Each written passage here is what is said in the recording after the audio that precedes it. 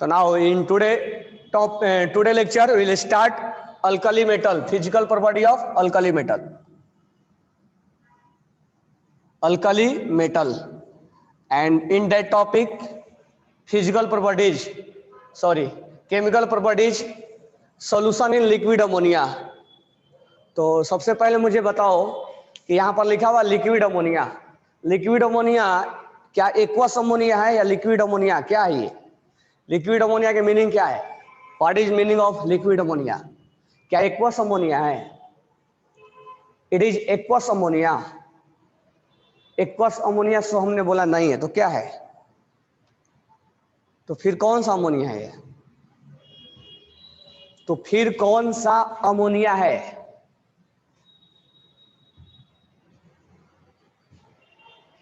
It is pure ammonia liquid form में।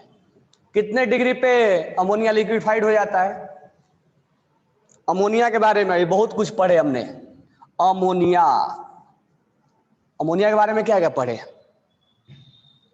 Ammonia के बारे में हमने पढ़ा कि नाइट्रोजन के पास 3 बॉन्ड बनेगा और एक लोन पेयर होगा। क्या क्या पढ़े अमोनिया के बारे में?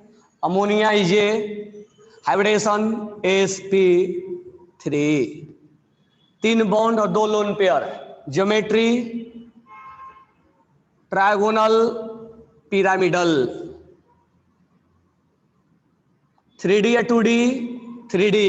पोलर या नॉन पोलर? पोलर। ये यानी इसका म्यू क्या है? Not equal to 0 gaseous state में।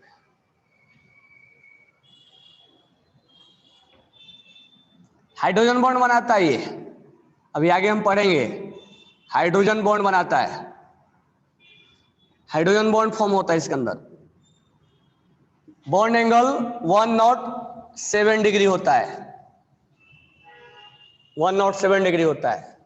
लुईस बेस है क्योंकि इसके पास लोन पेयर है। ये लिगेंड है। लिगेंड होने का मतलब ये कोऑर्डिनेट बॉन्ड बनाता है, जैसे FeNH3+2, ये अपना लोन पेयर कोऑर्डिनेट बॉन्ड बनाते हैं। लिगेंड का काम करता है ये। लुईस बेस है। ये NH3 अपना लोन पेयर देके H+ को H+ अट्रैक्ट भी करता है, NH4। यानी ये क्या है? ब्रोंस्टेड एसिड भी है, सॉरी ब्रोंस्टेड बेस है ये। तो अमोनिया बाद में आपसे क्वेश्चन में पूछा जाएगा कि ammonia is a base according to Lewis या ब्रोंस्टेड या अर्हनियस। तो हमारा आंसर होगा ammonia is a base according to Lewis as well as Bronsted and Lowry. Bronsted and Lowry, Bronsted and Lowry, इसको बोलते हैं अमोनियम आयन। ये ammonia जो है एडक्ट बनाता है, इट फॉर्म एडक्ट। और ये जो हम टॉपिक पढ़ रहे हैं लिक्विड अमोनिया, ये एक प्योर अमोनिया है। This one is pure ammonia, not aqueous. Pure ammonia है, प्योर अमोनिया है, जो कि -33 डिग्री सेल्सियस पर ये लिक्विड बन जाता है, लिक्विड बनता है। बाद में हम पढ़ेंगे 12th क्लास में जब जाएंगे तो अमोनिया जो बनाते हैं वो हेबर प्रोसेस से बनाते हैं। It is formed by Haber process. Haber, it is formed by Haber process. Ammonia जो है हेबर प्रोसेस से बनाते हैं, ठीक है। और यहां पर N2+3H2 और ये 2NH3 बनता है। ये हमारा हेबर प्रोसेस का रिएक्शन है, जो कि ये क्या होता है? इक्विलिब्रियम में होता है। यानी बाद में 11th में टॉपिक आएगा इक्विलिब्रियम, फॉरवर्ड भी होगा बैकवर्ड भी होगा। That means it is equilibrium. ये रिवर्सिबल रिएक्शन है, फॉरवर्ड भी जाएगा और बैकवर्ड भी आएगा, यानी रिएक्टेंट प्रोडक्ट बनेगा और प्रोडक्ट डिकम्पोज होकर रिएक्टेंट भी बनेंगे, तो इसको हम रिवर्सिबल बोलते हैं, रिवर्सिबल रिएक्शन है ये। और ऐसे केसेज में लो टेम्परेचर और हाई प्रेशर पर बहुत ज्यादा अमोनिया बनाया जा सकता है, यानी अमोनिया मोर फॉर्म होगा, NH3 मोर फॉर्म होगा। अब ये सब चीजें मैं यहाँ क्यों सब बता दिया, तो पढ़ने वाला है नहीं, लिख लो अलग पेज पे, ये अगर हमें नॉलेज रहेगा तो कोई प्रॉब्लम है नहीं। हालांकि इस टॉपिक से इसका कोई लेना देना है नहीं अभी तक, इस टॉपिक से बस इतना ही लेना देना है कि हम लिक्विड अमोनिया जो ले रहे हैं वो लिक्विड अमोनिया, बस इतना ही जानना है हमें कि यहाँ पर क्या है, ये लिक्विड अमोनिया जो है वो -33 डिग्री सेल्सियस पर लिक्विड फॉर्म में आता है, ऐसे नॉर्मली जो होता है। 10th स्टैंडर्ड में था तो अच्छा बात है, यहाँ भी आएगा 12th में, क्योंकि तुम 9th की ज्यादा चीजें 10th यहाँ 11th में पढ़ते हो और 10th की ज्यादा चीजें 12th में पढ़ोगे। तो अमोनिया जो है वो हेबर प्रोसेस से बनाया जाता है, जो कि एक रिवर्सिबल रिएक्शन होता है। लो टेम्परेचर और हाई प्रेशर पर ये अमोनिया जो है वो ज्यादा फॉर्म होता है, लीच चैटरियल प्रिंसिपल एक आता है उसके अकॉर्डिंग टू लीच चैटरियल प्रिंसिपल।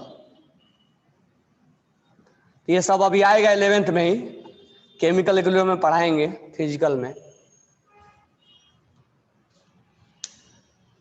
तो हमारा कहने का मतलब ये है कि हम यहां पर पढ़ रहे हैं कि अल्कली मेटल लिक्विड अमोनिया में सॉल्युबल हो जाता है। वाह,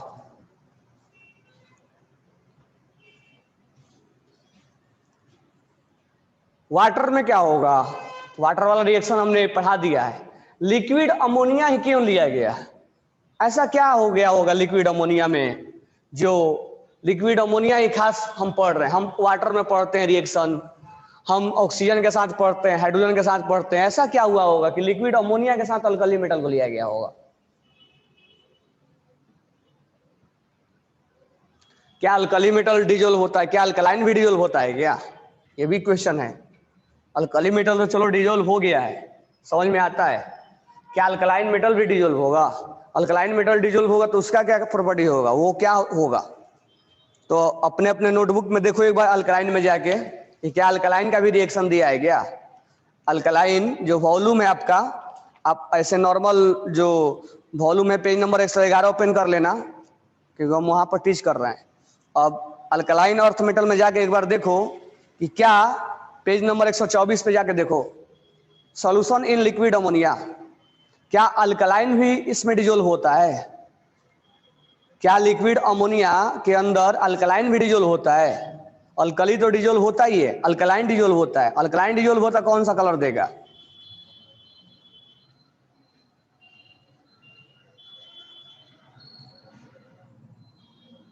पेज नंबर 124 पे राइट हैंड साइड दिया हुआ है।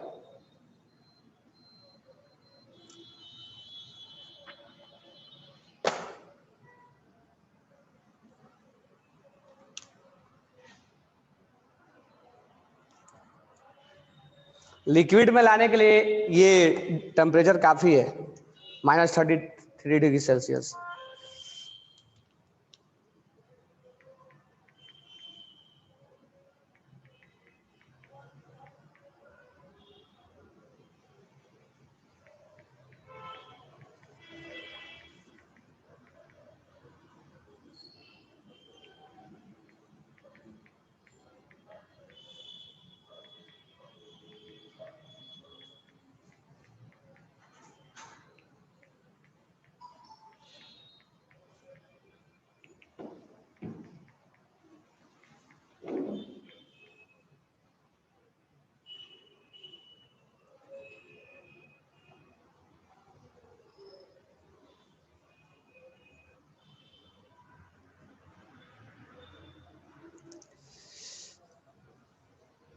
जो तुम भेजो वो ये वाला है, ये जो है -33 पर लिक्विड होता है, -77 पे क्रिस्टलाइज हो जाएगा वो, ठीक है। -77 पर वो क्रिस्टलाइज हो जाएगा। ये दिख रहा है यहाँ पे -33 पर क्या है वो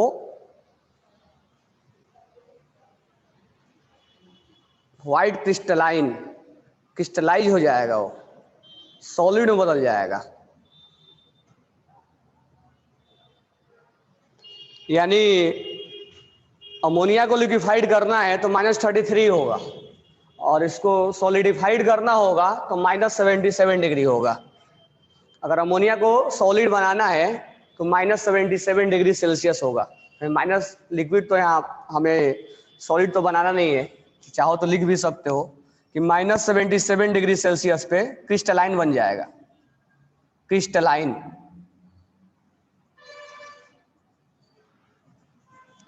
तो मुझे बताओ लिक्विड अमोनिया जो है के अंदर अल्कली भी डिजोल्व होता है और एज वेल एज अल्कलाइन भी डिजोल्व होता है। तो पहला पॉइंट लिखना कि at -33 degree Celsius, at -33 degree Celsius, at -33 degree Celsius ammonia will found in liquid state, ammonia will found in liquid state. और ऐसे भी अमोनिया में हाइड्रोजन बॉन्ड होता है, हम बाद में इक्वेशन पढ़ने वाले भी हैं।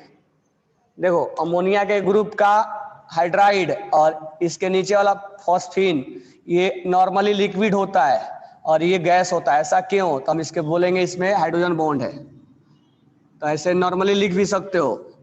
हालांकि बाद में जब हम हाइड्रोजन बॉन्ड पढ़ाएंगे तो ये बात बताएंगे कि अमोनिया जो होता है वो नॉर्मली लिक्विड फॉर्म में होगा ड्यू टू हाइड्रोजन बॉन्ड, और हाइड्रोजन बॉन्ड स्ट्रांग होता है, इसलिए मॉलिक्यूल्स एक दूसरे के क्या हो जाते हैं, पास पास आ जाते हैं। और जैसे ही पास पास आएंगे तो गैस से क्या बन जाएगा, लिक्विड बन जाएगा।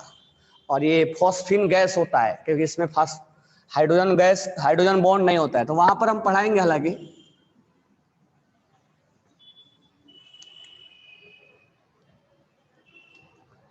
अब नेक्स्ट पॉइंट लिखना कि alkali metal as well as alkaline earth metal dissolve in liquid ammonia, alkali metal as well as alkaline earth metal dissolve in ammonia, alkali metal as well as alkaline earth metal dissolve in ammonia, alkali metal as well as alkaline earth metal dissolve in ammonia and give blue color, and give blue color, and give blue color, and give blue color due to ammoniated electron, due to ammoniated electron, due to ammoniated electron, due to ammoniated electron। हमने एक beaker लिया, beaker के अंदर हम ammonia liquid form में लेते हैं। अब क्या करेंगे, हम इसके अंदर सोडियम को ही मिला दो, सोडियम इसके अंदर चला आएगा और ये डिजोल्व होके क्या होगा, ब्लू कलर देगा। ठीक है, इसका रीजन क्या है ब्लू कलर देने का, या क्या क्या ऐसे रिएक्शन होगा। तो हम यहाँ अल्कली मेटल लेते हैं, अल्कली मेटल, उस अल्कली मेटल को हम एम से रिप्रेजेंट कर रहे हैं। तो when alkali metal dissolve in liquid ammonia, liquid ammonia, liquid ammonia, when alkali metal dissolve in liquid ammonia. अब इसके अंदर जब डिजोल्व होगा तो क्या होगा, तो ये मेटल जब इसके अंदर जाता है तो ये मेटल केटायन बन जाता है और अपना इलेक्ट्रॉन क्या कर देता है, लूज कर देता है। अपना इलेक्ट्रॉन क्या कर देता है, लूज कर देता है। अच्छा, अभी अभी बताया हमने, क्या बताया कि ammonia is A polar, ammonia क्या है, पोलर है। अमोनिया क्या है, पोलर है। तो ammonia is A polar, ammonia एक पोलर कंपाउंड है। तो पोलर है तो प्लस और माइनस तो होगा ही होगा। अमोनिया जब पोलर है तो इसके अंदर प्लस और माइनस होगा ना। यहाँ पर पार्शियल निगेटिव होगा, पार्शियल पॉजिटिव होगा, पार्शियल पॉजिटिव होगा, पार्शियल पॉजिटिव होगा, वाटर के जैसा। तो ये इसको जो है अमोनिया चारों तरफ से घेर लेगा, अपने निगेटिव वाला पार्ट से चारों तरफ से इसको घेर लेगा और इसको पॉजिटिव वाला पार्ट से घेर लेगा, यानी इस इलेक्ट्रॉन को पॉजिटिव वाला पार्ट से वो सराउंडेड कर लेगा, क्योंकि पोलर है तो एक प्लस होगा एक माइनस होगा। तो जैसे ही अल्कली मेटल इसके अंदर आता है और केटायन बनता है, जैसे ही अल्कली मेटल इसके अंदर आता है और डिजोल्व हो जाता है, इसका मतलब ये अपना इलेक्ट्रॉन लूज करता है। लूज करने के बाद एक केटायन बनता है और ये इलेक्ट्रॉन्स इस सॉल्यूशन में निकल के आते हैं। अब इस सॉल्यूशन में जब आते हैं तो यहां पर हम रिएक्शन लिख रहे हैं। जब इस सॉल्यूशन में आते हैं तो NH3, अब इसको हम मान लेते हैं X, अमोनिया ने इसको घेरा है तो NH3 और X लिख देते हैं। अच्छा, M पे चार्ज क्या होगा? M पे चार्ज जो होगा वो X हो प्लस होगा, क्योंकि ये चार्ज किस पे है? M पे है, ये चार्ज M पे है तो ये M प्लस है और X अमोनिया के मॉलिक्यूल्स इसको घेरे हुए हैं। अच्छा, यहां पर कुछ इलेक्ट्रॉन है, इस इलेक्ट्रॉन को मान के चलते हैं कि अमोनिया के Y मॉलिक्यूल्स घेरे हैं, दोनों को पावर अलग अलग है ना, इसीलिए मॉलिक्यूल्स की संख्या भी क्या होगा? अलग अलग होगा। तो यहाँ इलेक्ट्रॉन को, हम इस इलेक्ट्रॉन का चार्ज यहाँ लिख रहे हैं, इस इलेक्ट्रॉन को Y मॉलिक्यूल्स सराउंड किए हैं और यहाँ पर इस केटायन को X मॉलिक्यूल्स सराउंड किए हैं। अगर बैलेंस करना है अमोनिया को तो यहाँ X है और यहाँ Y है, तो यहाँ टोटल क्या हो जाएगा? X plus Y, X plus Y, और ये मेटल हमारा ये है। तो हम इसको नाम देते हैं ammoniated cation, that is known as ammoniated cation, और ये होता है अमोनिएटेड इलेक्ट्रॉन। ठीक है, तो सबसे पहले जब हमने इस सोडियम के पीस को या अल्कली मेटल को जब हमने इसके अंदर मिलाया तो वो अपना एक इलेक्ट्रॉन लूज किया, लूज करने के बाद ये प्लस और ये माइनस हुआ। अब अमोनिया जो है इसको अपने तरफ से घेरेगा, क्योंकि ये पोलर है तो प्लस वाला माइनस के साथ घेरेगा, माइनस वाला प्लस के साथ घेरेगा। तो हम मान के चलते हैं इसके अंदर X मॉलिक्यूल जो है वो सराउंड किए हैं और यहाँ पर Y मॉलिक्यूल्स इसको सराउंड करके घेरे हुए हैं। बैलेंस करने के लिए यहाँ पर अमोनिया X है और यहाँ अमोनिया Y है, तो total ammonia X plus Y होंगे। इलेक्ट्रॉन इधर है और यहाँ M प्लस है, इसको हम बोलते हैं अमोनिएटेड इलेक्ट्रॉन और इसको बोलते हैं अमोनिएटेड केटायन और ये अमोनिएटेड इलेक्ट्रॉन। जब इतना कुछ हो जाएगा तो ये इलेक्ट्रॉन शांत बैठने वाला नहीं है। अब ये इलेक्ट्रॉन क्या करेगा? जंप मारेगा, ये इलेक्ट्रॉन्स इसके अंदर जंप मारेगा। तो due to ammoniated electron,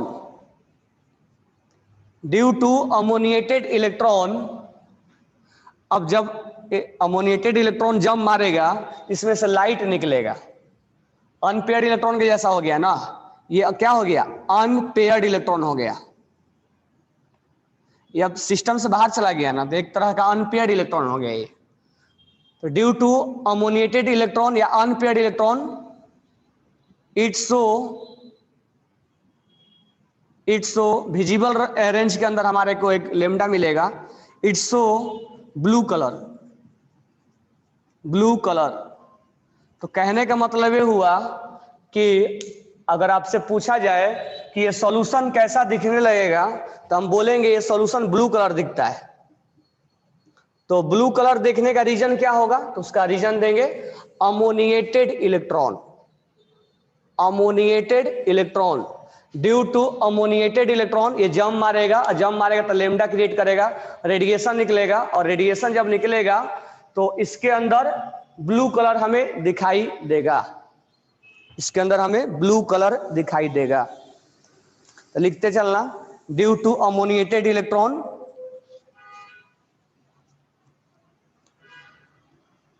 due to ammoniated electron absorb energy in visible range and show blue colour, absorb energy in, जब जंप मारेगा तो एनर्जी एब्जॉर्ब करेगा, एब्जॉर्ब एनर्जी, अभी हम एटॉमिक स्ट्रक्चर में पढ़ेंगे, जब एनर्जी एब्जॉर्ब होता है तो delta N C upon lambda, energy lambda create करता है, तो absorb energy in visible region, in visible region and show blue colour of solution, and show blue colour of solution, so blue colour of solution. ये तो हमारा पहला question हुआ कि कैसा सॉल्यूशन होगा, कौन कौन इसके अंदर डिजोल्व होगा, तो ये अमोनिएटेड इलेक्ट्रॉन की वजह से ब्लू कलर दिखाएगा। अब यहां पर हम बात करेंगे, अगर मान लो थोड़ा सा ये अमोनिया जो इम्प्योर अगर हुआ, ये तो प्योर था, थोड़ा सा अगर इम्प्योर हुआ तो क्या होगा, या हम थोड़ा सा कंसंट्रेशन बढ़ा देंगे तो क्या होगा, what happen when concentration of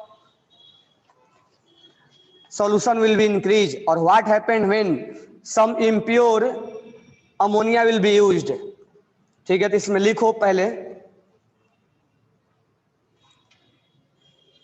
when concentration of solution will be increased, when concentration of solution will increase,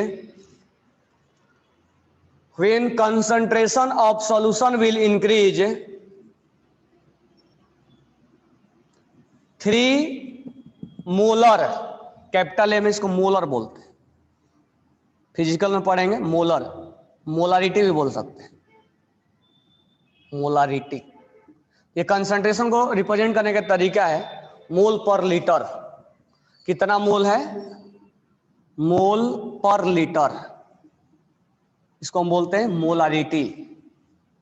एक स्मॉल एम भी होता है, वो मोलल होता है, मोलल, जिसको हम मोलालिटी बोलते हैं, मोलालिटी, ये सब हम फिजिकल में पढ़ेंगे। ये मोल पर केजी होता है, यहां पर कैपिटल एम है, यानी ये मोलर है, और स्मॉल एम मोलल होता है, मोलालिटी। तो यहां पर क्या है, if concentration will be increase above 3 molar, then blue colour change to bronze, golden colour का होने लगता है। ठीक है, तो लिख लेना, when concentration will be increase from 3 molar, then colour will be change to bronze colour, या ब्रॉन्ज यहां लिखा हुआ है, गोल्डन कलर भी हम बोलते हैं, चेंज टू ब्रॉन्ज कलर और golden colour, change to bronze colour या गोल्डन कलर। अब ऐसा क्यों होता है, तो या तो कंसंट्रेशन बढ़ा दो, और नहीं तो इसको इम्प्योर अमोनिया लो, इम्प्योर अमोनिया लो, दोनों में से कोई काम कर सकते हैं। अच्छा, जब हम कंसंट्रेशन बढ़ाते हैं तो क्या होने लगता है, ये इलेक्ट्रॉन पेयर्ड होने लगते हैं, जो अभी अनपेयर्ड थे वो पेयर्ड होने लगते हैं, मतलब जुड़ने लगते हैं। तो जब इलेक्ट्रॉन पेयर्ड होंगे, तो हमने आपसे बोला भी है कि अनपेयर्ड इलेक्ट्रॉन ही कलर दिखाते हैं, पेयर्ड इलेक्ट्रॉन कलर नहीं दिखाएंगे। तो इम्प्योर होगा या कंसंट्रेशन को बढ़ाएंगे तो क्या होगा, इलेक्ट्रॉन विल फॉर्म पेयर्ड, यानी वो कहां जाने लगेंगे, डाई मैग्नेटिक की तरफ, डाई मैग्नेटिक की तरफ।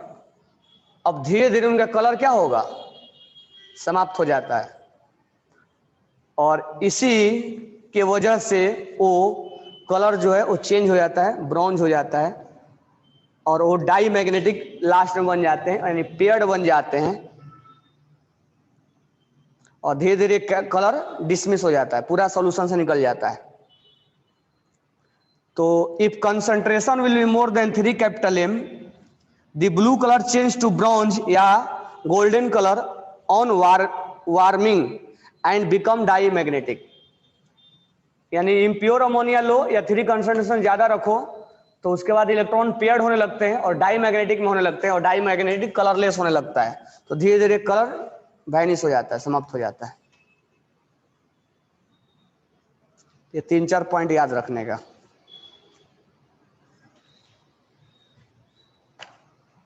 नहीं, डाई मैग्नेटिक कलर नहीं दिखाता है ना, तो कब से पढ़ते आ रहे हैं ना, अनपेयर्ड ही दिखाता है ना, कई बार बोला हूं। जहां अनपेयर्ड, अब डाई मैग्नेटिक और पैरा मैग्नेटिक निकालने का तरीका ही बता चुका हूं, 3 तरीका बताया हूं डाई और पैरा कैसे निकाला जाता है।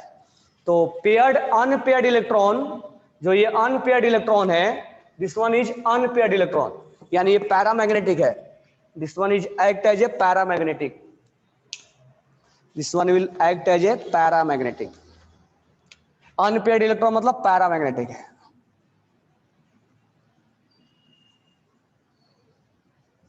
ये क्या हो गया इलेक्ट्रॉन, ये इलेक्ट्रॉन आवारा हो गया, लवारी से इलेक्ट्रॉन है, ये सॉल्यूशन में घूमता हुआ मिलेगा, दैट इज नोन एज लवारिस इलेक्ट्रॉन। इसका मतलब ये पैरा है, अनपेयर्ड है, इधर से उधर घूमता चला जा रहा है। लेकिन कंसंट्रेशन बढ़ाएंगे तो वही इलेक्ट्रॉन क्या हो जाएगा, पेयर्ड हो जाएगा, और उसकी जिंदगी से, जब तक वो लवारिस था तब तक वो कलर दिखा रहा था, लेकिन जैसे ही पेयर्ड हुआ, जैसे ही पेयर्ड हुआ, उसकी जिंदगी से सारी रंग निकल गई और वो कलरलेस बनता जा रहा है। Diamagnetic will not show colour, और धीरे धीरे कलर समाप्त होता चला जाएगा, वैनिश होता चला जाएगा। तो इलेक्ट्रॉन जब पेयर्ड होने लगेंगे, कंसंट्रेशन बढ़ाएंगे या इम्प्योर अमोनिया जब लेंगे, तो ये पेयर्ड होने लगता है और ये डाई मैग्नेटिक बनने लगता है, पेयरिंग होने लगती है उसके इलेक्ट्रॉन्स की। ठीक है, 2 इलेक्ट्रॉन आपस में जुड़ने लगते हैं, पेयरिंग होने लगेगी, और पेयरिंग होने की वजह से वो क्या होगा, कलर धीरे धीरे चलता जाएगा, डाई मैग्नेटिक के रूप ले लेगा, और वो para will not show colour, sorry diamagnetic will not show colour, para will show colour, और ये ब्लू कलर देता है। ब्लू कलर क्यों हम बोलेंगे, क्योंकि जो वहां से लेमडा निकलता था, उसका जो रेडिएशन निकलता था, उस रेडिएशन का जो वैल्यू देखा गया वो विजिबल रेंज में आ रहा था, और विजिबल रेंज में भी विगब्योर होता है, तो विगब्योर में जो उसका लेमडा मिला वो ब्लू कलर से दिख रहा था, उसका लेमडा था वो ब्लू कलर वाला से लेमडा मैच कर रहा था, इसीलिए वो ब्लू कलर दिखा रहा था। ठीक है ना, तो राइट डाउन करना। नेक्स्ट पॉइंट हमारा reducing nature, reducing nature page number 110। तो लिख लेना, in gaseous phase, in gaseous phase top to bottom reducing nature will be increase, in gaseous phase reducing nature, in gaseous phase reducing nature, sorry लिखो reducing nature या oblique डाल दो, reducing agent will be increase from top to bottom, from top to bottom reducing nature और या reducing agent will be increase. आगे लिखना, in aqueous solution, in aqueous solution, in aqueous solution reducing character या oblique डाल के लिखना, reducing character oblique reducing agent, in aqueous solution reducing character oblique reducing agent, reducing agent will be decrease, will be decrease. अब इसका reason समझ में आ गया होगा, ठीक है, हाइड्रेशन एनर्जी वाला। तो रिड्यूसिंग जब ऑक्सीडाइज होगा, अच्छा लिथियम जब एक्वस में ऑक्सीडाइज होगा तो उसका एसओपी वैल्यू ज्यादा होगा। जब लिथियम ऑक्सीडाइज होगा तो इसका एसओपी वैल्यू ज्यादा होगा और एसआरपी वैल्यू कम होगा, क्योंकि ऑक्सीडाइज हो रहा है ना, यानी ये रिड्यूसिंग एजेंट है। तो जो ऑक्सीडाइज होगा उसका हम कौन सा वैल्यू मेजर करेंगे? SOP value. तो हम ये भी बोल सकते हैं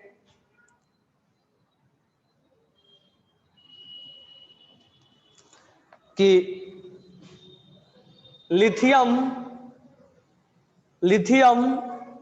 is very good reducing agent in aqueous solution. Lithium is very good reducing agent in aqueous solution. lithium is very good reducing agent. Lithium is very good reducing agent in aqueous solution. In aqueous solution. In aqueous solution. That's why it has high value of SOP. That's why it has, ऐसे लिखो, that's why it has positive value of SOP. That's why it has positive value of SOP. That's why it has positive value of SOP. अच्छा, SRP just उसके उल्टा होता है, sign में उल्टा लिख देते हैं। तो हम 12th क्लास में जाएंगे तो इस चीज को सीखेंगे। Hence SRP value will be negative, क्योंकि ऑक्सीडाइज हो रहा है तो इसका वैल्यू पॉजिटिव होगा ना, इसका वैल्यू तो नेगेटिव हो जाएगा, क्योंकि उसके जस्ट उल्टा होता है। अगर तुम बोलो तो SOP is equal to minus SRP, या तो माइनस इधर लगा दो या तो माइनस इधर लगा दो। जब ये माइनस में होगा तो ये प्लस में होगा, ये प्लस में होगा तो माइनस में होगा। That means it has negative SRP value. That means it has negative SRP value. एक वैल्यू होता है, थोड़ा सा बताया था मैं तुम लोगों को, ये पोटेंशियल वोल्टेज का वैल्यू होता है। तो अगर वोल्टेज किसी में प्लस है तो उल्टा जाएगा तो माइनस हो जाएगा।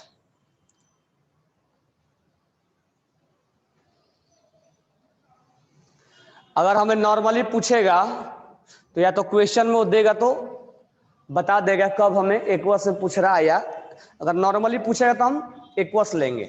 क्यों? क्योंकि ये सब चीजें जो है, जैसे हम बात करते हैं एसआरपी का ना, एसआरपी का बात करते हैं गैसियस हमारे लाइफ से चला जाता है। क्यों? क्योंकि सॉल्यूशन के अंदर करंट का हम फ्लो देखते हैं। तो सॉल्यूशन के अंदर जब करंट का फ्लो देखते हैं ना, उस केस में हमें बिना कहे सॉल्यूशन के अंदर बातें करते हैं। अगर उसको गैसियस में पूछना होगा तो गैसियस में लिख के देगा, और नॉर्मल लिख के नहीं देगा तो हमें बाय डिफॉल्ट सॉल्यूशन के अंदर मानना होगा, क्योंकि हमें जो इलेक्ट्रोलाइसिस करवाते हैं वो सॉल्यूशन के लिए करवाते हैं। ये जो मेन है वो सॉल्यूशन का ही पार्ट है, इसीलिए नहीं भी देगा तो हमें सॉल्यूशन मान के बनाना है। तो lithium is good reducing agent, यानी खुद ऑक्सीडाइज होना चाहता है। तो ऑक्सीडाइज होना चाहता है, इसका वैल्यू एसओपी वैल्यू क्या होता है? स्टैंडर्ड ऑक्सीडेशन पोटेंशियल क्या होगा? पॉजिटिव होगा। तो एसआरपी वैल्यू क्या होगा? नेगेटिव होगा। It's SRP value will be negative. ठीक है, तो फिजिकल प्रॉपर्टीज तो हमारा हो गया सारे। तो हमने ऑक्सीजन से रिएक्शन दिखाया और हाइड्रोजन से, वाटर से। इस वैरायटी जेई में भी क्वेश्चन आया है, Li2O2 प्लस वाटर। किस एक क्वेश्चन ऐसा है कि किस रिएक्शन में O2 गैस, ऐसा कुछ पूछा है, किस रिएक्शन में O2 गैस रिलीज होगा, और 4 ऑप्शन दिए हुए थे।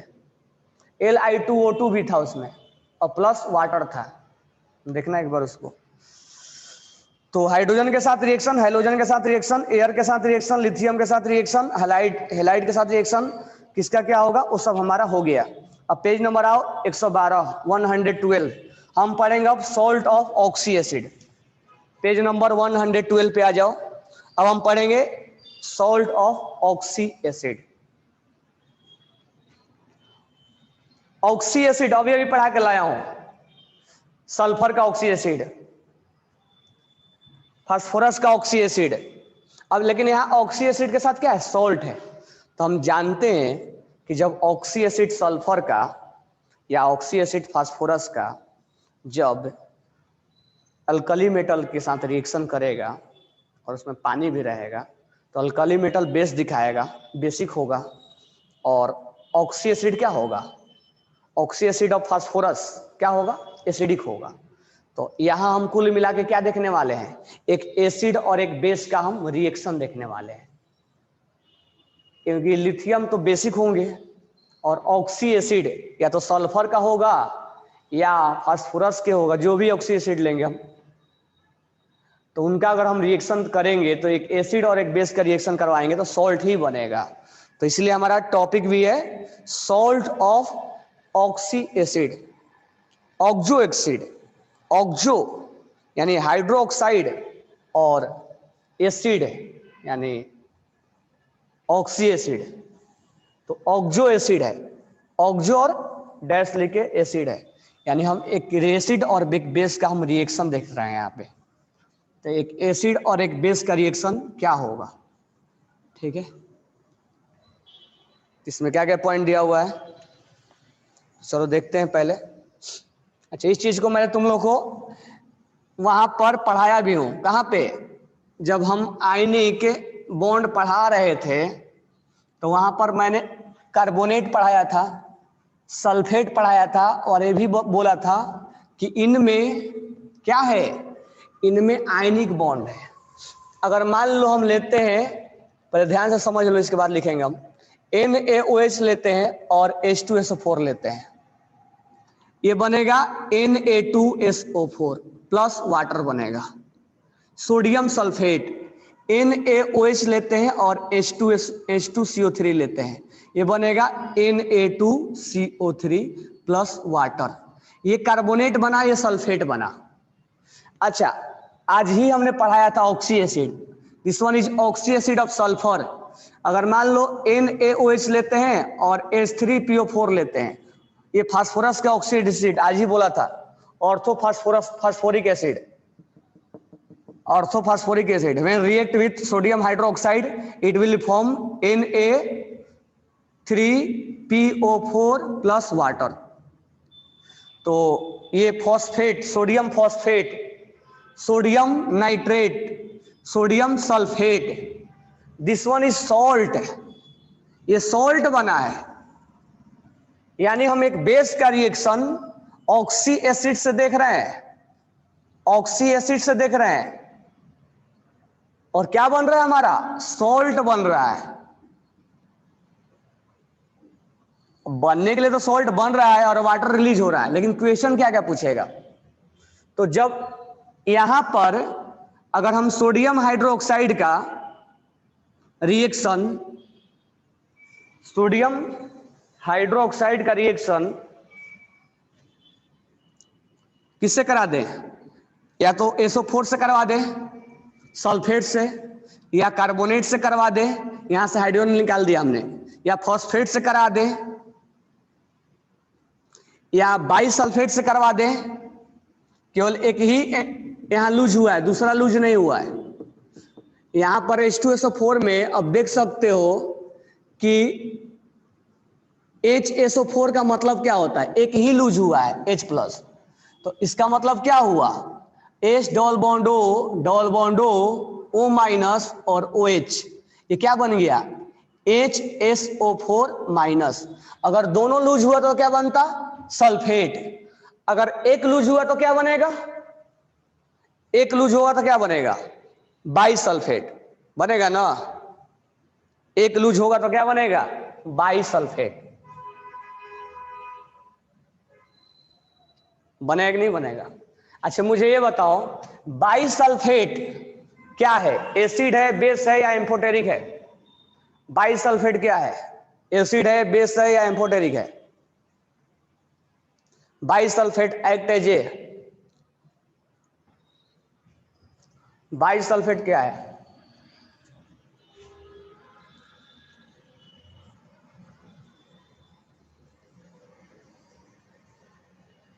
अब मान लो H2SO4 है, इसने केवल एक इलेक्ट्रॉन हाइड्रोजन लूज किया तो बाइसल्फेट बना, दूसरा भी लूज कर दिया तो सल्फेट बना, दूसरा भी सल्फेट बना। अच्छा, जो H+ लूज करता है उसको हम क्या बोलते हैं? एसिड। इसने क्या किया है? H+ लूज किया है, H+ लूज किया है, तो this one is act as a acid. इसने H+ क्या किया है? लूज किया है, तो this one is act as a acid. HSO4 act as a acid. अच्छा मुझे बताओ, क्या जब ये यहां है तो ये H+ को एक्सेप्ट नहीं कर सकता है? कर सकता है, तो ये यहां भी जा सकता है, H+ को एक्सेप्ट भी कर सकता है। जब जो चीज H+ को एक्सेप्ट करता है उसको हम बेस भी बोलते हैं। तो जब ये रास्ता जाएगा इसका तो वो एसिड हो जाएगा, जब ये रास्ता इसने फॉलो करेगा तो बेस हो जाएगा। That means it act as a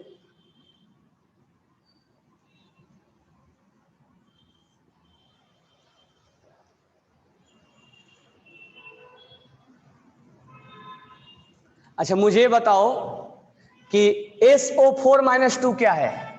acid है कि बेस है? सब चीजें कंसेप्ट बता चुका हूं, हालांकि एग्जांपल्स उतना नहीं हुआ है, लेकिन ये सारे कंसेप्ट बताया मैंने।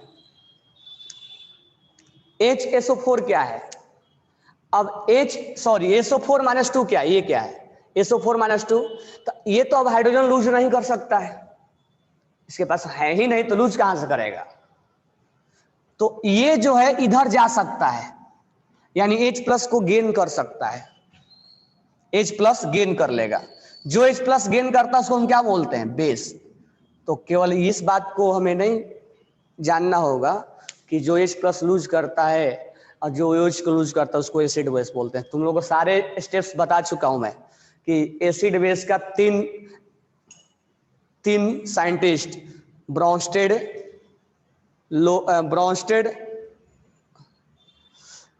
ब्रॉन्स्टेड और लुइस और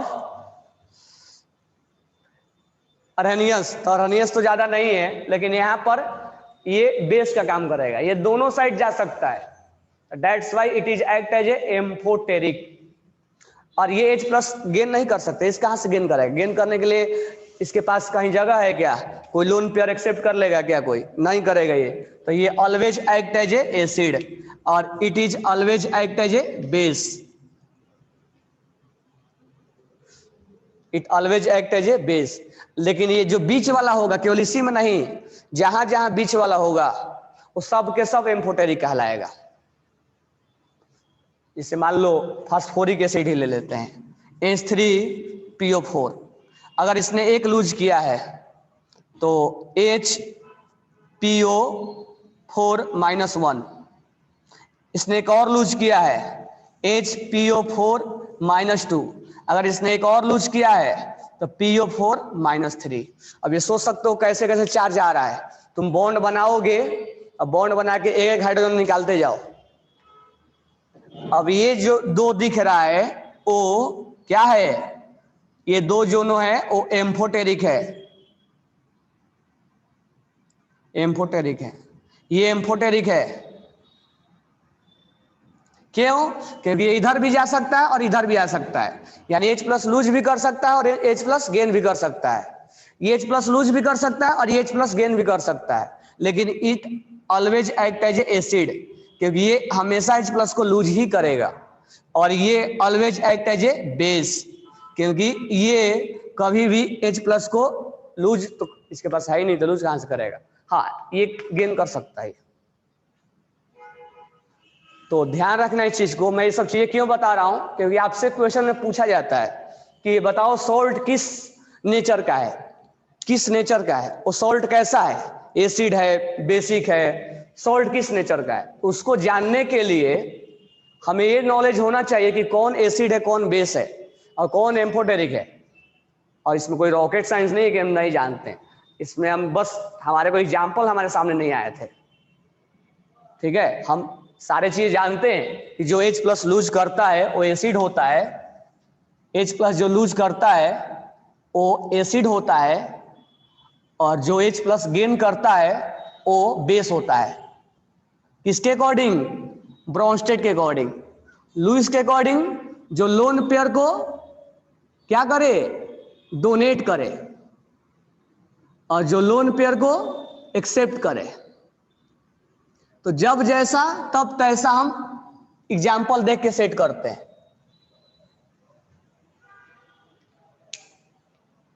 ठीक है, तो कहने का मतलब हम यहाँ कल सॉल्ट तो पढ़ेंगे, कार्बोनेट, बाइसल्फेट, कार्बोनेट पढ़ेंगे, सल्फेट पढ़ेंगे, नाइट्रेट पढ़ेंगे। नाइट्रेट अभी नहीं लिखा है उसमें, नाइट्रेट। तो इसमें नाइट्रेट जो है, यहीं पे आके रुक गए थे हम। नाइट्रेट, बाइकार्बोनेट, बाइफॉस्फेट,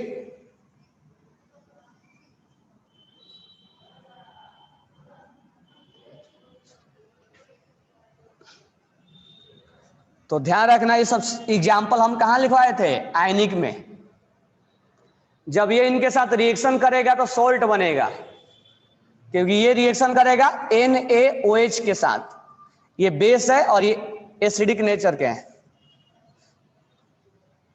क्योंकि ये इनके इससे मिलके बना हुआ है। इसने H प्लस लूज किया है, तो ये एक बेस और एक सॉल्ट का हम रिएक्शन करा के, बेस और एसिड का रिएक्शन करा के हम सॉल्ट बनाएंगे। तो नेक्स्ट क्लास में हम देखेंगे कि कैसे रिएक्शन हुआ, और फिर हम इसका देखेंगे सोलुबिलिटी क्या होता है, फिर हम इसका देखेंगे सोलुबिलिटी, इनका थर्मल स्टेबिलिटी क्या होगा। ठीक है, ये सब चीजें हम देखेंगे। हालांकि सब आयनिक में पढ़ा चुका हूं, बट हमें दोबारा इस चीज को जानना है। हाँ, यहां पर उल्टा हो गया है। लोन पेयर क्या होना चाहिए? लोन पेयर डोनेट होना चाहिए, और यहां लोन पेयर एक्सेप्ट होना चाहिए।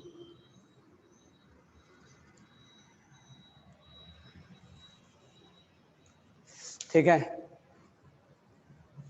तो कल हम इसके बारे में, एसिड और बेस के बारे में जान लेंगे।